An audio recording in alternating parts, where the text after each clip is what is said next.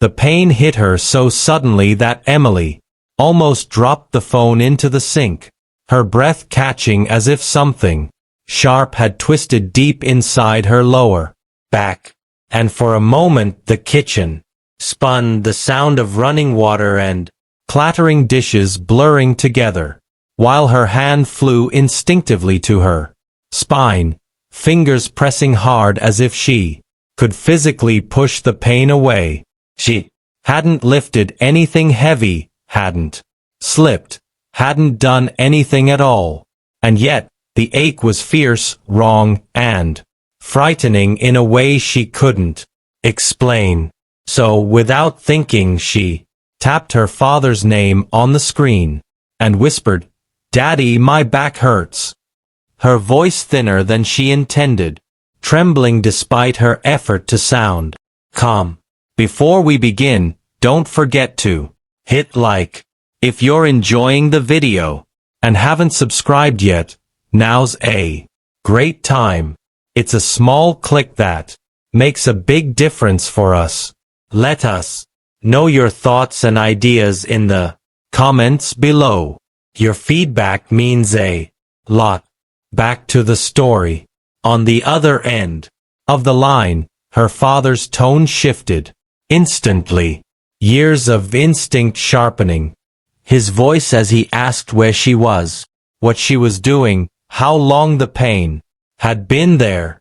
But Emily barely heard him because the ache seemed to pulse, now spreading, crawling upward and downward at the same time, making her lean against the counter as suds from the overflowing sink slid onto the floor, unnoticed.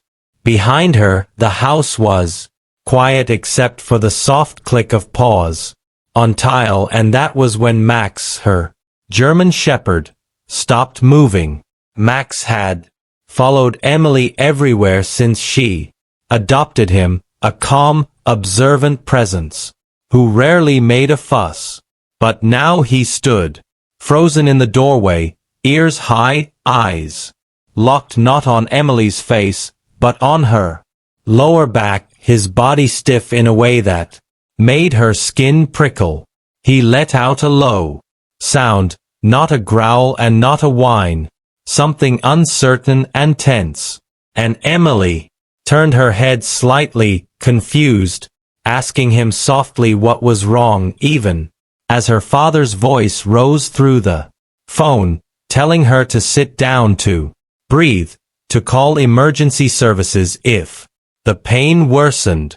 But Max didn't move closer, didn't wag his tail, didn't respond to her voice at all, and instead, he began pacing in a tight circle behind her, stopping every few seconds to sniff the air near her spine, his nose hovering inches away, his breathing quick and focused like he was tracking something invisible.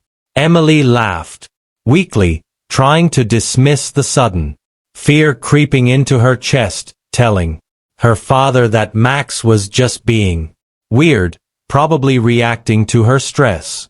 But even as she said it, another sharp wave of pain rolled through her back, stronger than before, forcing a gasp from her lips.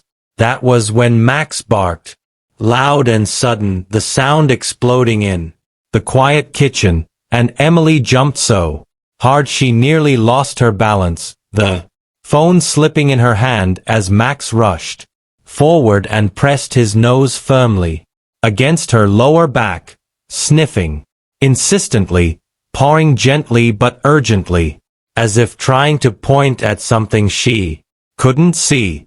Her father heard the bark through the phone and demanded to know what was happening, his voice edged with concern now. But Emily couldn't answer right away because for the first time since the pain started, a terrifying thought settled into her mind, cold and heavy.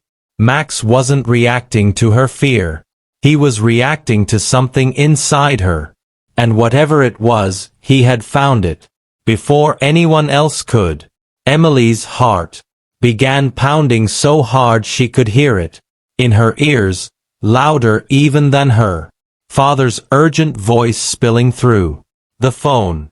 Because Max had never behaved like this before, not once. And the way his nose stayed pressed to the exact same spot on her lower back made the pain feel suddenly smaller than the fear blooming inside her chest. She slowly turned her body sideways, gripping the counter for support.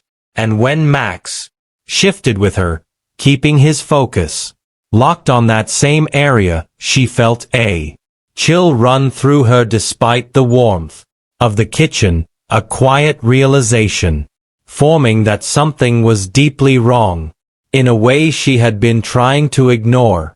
Her father told her to put the phone on speaker, his words coming faster now, sharper, as he asked her to describe exactly where it hurt, exactly how it felt. And Emily found herself answering automatically, explaining the pressure, the stabbing waves, the strange numbness creeping into her legs, while Max paced and barked again, his tail rigid, his movements frantic but controlled, like he was trying to warn them both without knowing how. That was when her father's voice dropped, steady but tight, and he told her he wanted her to call an ambulance immediately. No arguments, no delays, because pain like that did not come out of nowhere. Emily hesitated, because fear has a way of making people doubt even the clearest mornings. But before she could protest, Max suddenly moved past her, claws scraping against tile as he rushed toward the hallway, barking loudly, stopping, then barking again, looking back at her and then toward the front door as if urging her to follow. She felt her breath hitch, a strange certainty settling in her bones that Max wasn't panicking. He was directing, guiding her the same way trained dogs do when every second matters.